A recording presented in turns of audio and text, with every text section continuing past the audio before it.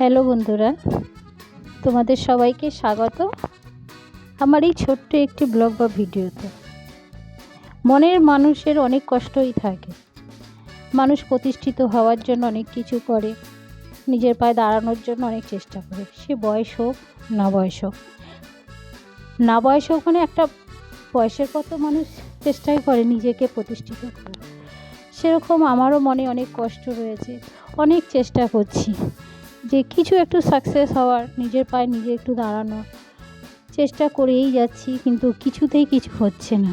হয়তো আমি ভিডিওটা ভালো করে করতে পারছি না, বা আমি ঠিকঠাক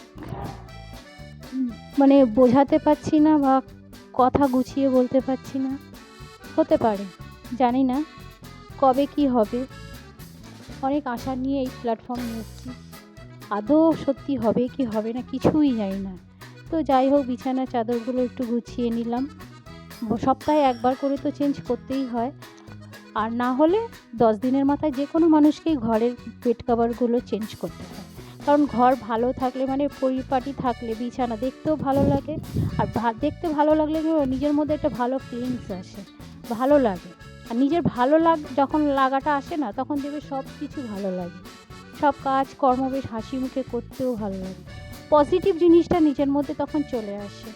তো বিছানার চাদরটা চেঞ্জ করে নিয়ে ছাদে এসেছি কিছু ফুল তুলতে। আমার ছোট্ট একটি ছাদ বাগান আছে, দুদিকে আমার যেহেতু মাঝখান দিয়ে সিঁড়ি, তাই দুদিকে গাছের টব লাগানো আছে। অ্যাকচুয়ালি ছাদে পুরো টব এক জায়গায় ছিল, কিন্তু সেই দিকে আমাদের ছাদটাকে একটু পরিষ্কার করা হয়েছিল, তখন টবগুলোকে আবার আর একটা পাশের ছাদে নিয়ে যাওয়া হয়েছে। তো ফুলগুলো তুলে নিয়ে ঠাকুর ঘর পরিষ্কার করে তারপরে চলে এলাম রান্নাঘরে, যেটা হচ্ছে আমাদের নিত্যদিনের কাজ। আমরা ডাল ভাতও খেতে হয়, আমাদের মাংস ভাতও খেতে হয়, যার যেরকম ক্ষমতা, যার যেরকম সামর্থ্য।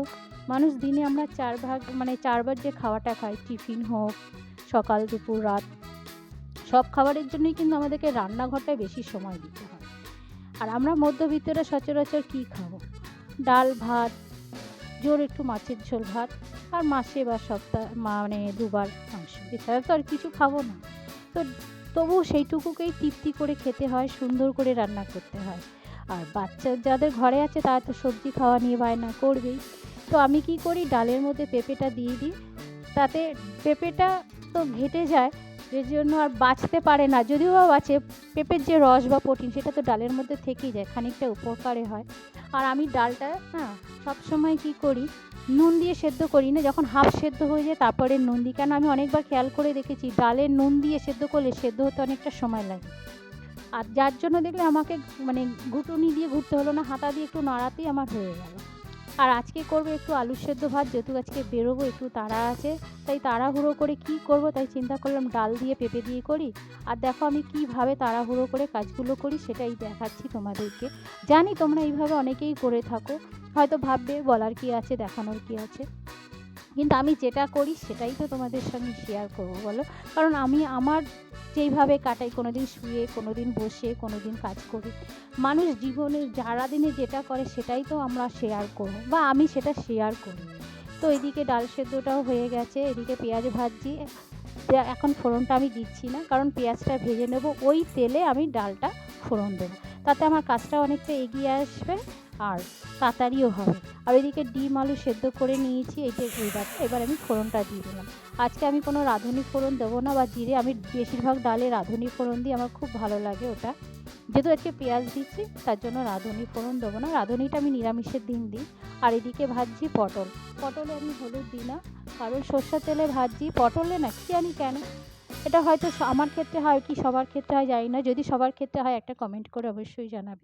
তেলগুলো বড্ড কালো হয়ে যায়, ওই জন্য আমি সর্ষের তেলে যখনই ভাজি আমি কিন্তু হলুদ দিই না, তাহলে তেলটা পরের বার অন্য কিছু করতে গেলে একটু ব্যবহার করা যায়, নাহলে এত কালো হয়ে যায় না, তখন এটা ব্যবহার করতেও কেমন লাগে। আর যদি মন থেকে সেই জিনিসটা ভালো না লাগে, তখন দেখবে খেতেও, তুমি যতই ভালো করে রান্না করো দেখবে খেতেও ভালো লাগে। আর এদিকে পেঁয়াজ দিয়ে, আলু দিয়ে আর একটা ডিম দিয়ে ভালো করে মেখে দিয়েছি। ওই যে এটা আলাদা করে রেখেছি, ডিম দিইনি, সেটা আমি খাবো, কারণ আমি ডিম খাই না। আর একটা শাশুড়ি মায়ের জন্য, একটা আমার মেয়ের জন্য ডিম সেদ্ধ, আমার কর্তা মাসের জন্য ডিমের অমলেট। তো মোটামুটি রান্না আমার দেখো, এই সিম্পল রান্না, কিন্তু কিভাবে আমি তাড়াতাড়ি করে দিলাম। প্রথমে আমি যেহেতু জলটা আমি বসিয়ে নিয়েছি বড় গ্যাসে, ফুটিয়ে নিয়েছি, এবার যখন জলটা ফুটে গেল আমি তখন ছোট ওভেনে আমি হাঁড়িটাকে দিলাম। তাতে কি হলো, এই দেখো তেলটা আমি ব্যবহার করতে পারবো। যদি খুব কালো হয় তাহলে কি ব্যবহার করতে পারতাম বলো? তো তোমাদের ব্লগটি কেমন লাগছে শেয়ার করো। তো দুপুরে চলে এসেছি, সবাইকে খেতে দেবো। যদি ব্লগটি কোথাও একটু ভালো লেগে থাকে তো একটু কমেন্ট করে, লাইক করে, শেয়ার সাবস্ক্রাইব করে পাশে থেকো। তোমরাও খেয়ে নাও। টাটা, সবাই ভালো থেকো, সুস্থ থেকো, সবল থেকো। আবার দেখা হবে নেক্সট কোনো ব্লগে।